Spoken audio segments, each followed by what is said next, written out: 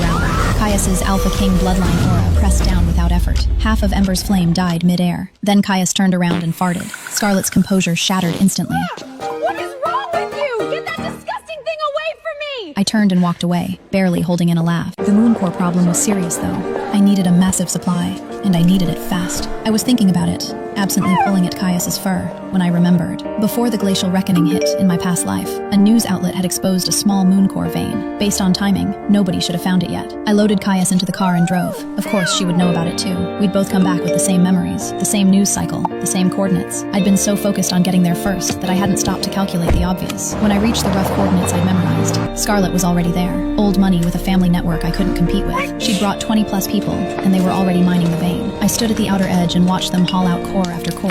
Brilliant, translucent, catching the light. Ember paced behind Scarlet, its rust-colored coat catching the sun. A firefox, not her bonded lichen, but a family-gifted fighter she'd been running alongside since she was 12. Old money came with that kind of backup. One of its ears kept flicking. Small thing. I covered Caius's eyes. Low-quality cores here. Let's go find something better. I started walking away. Then, from somewhere inside my head, a voice crackled to life. Sis, is that you?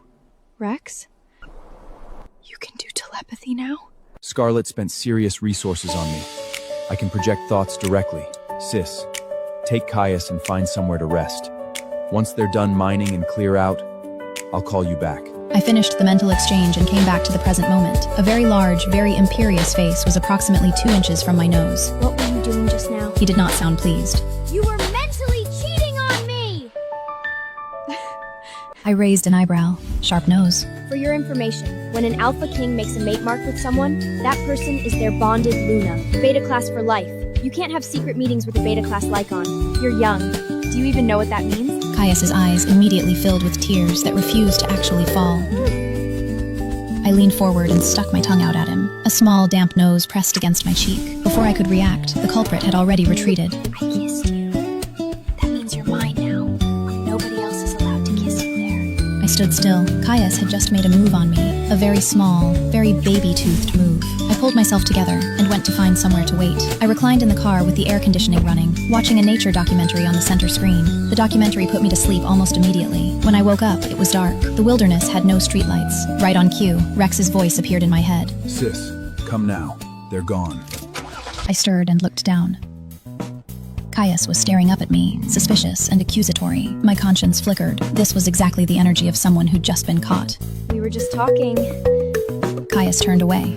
I'm not listening. I'm not talking to you for the rest of the day. Under the dark sky, I carried Caius toward the moon core vein. Just as Rex had said, the area was empty. All that remained was a concealment formation, hiding the vein's location. I walked the perimeter of the formation. A few moments later, Rex deactivated it from inside and poked his head out. His dark gray coat with stone markings caught the faint light. He had grown enough to speak clearly now.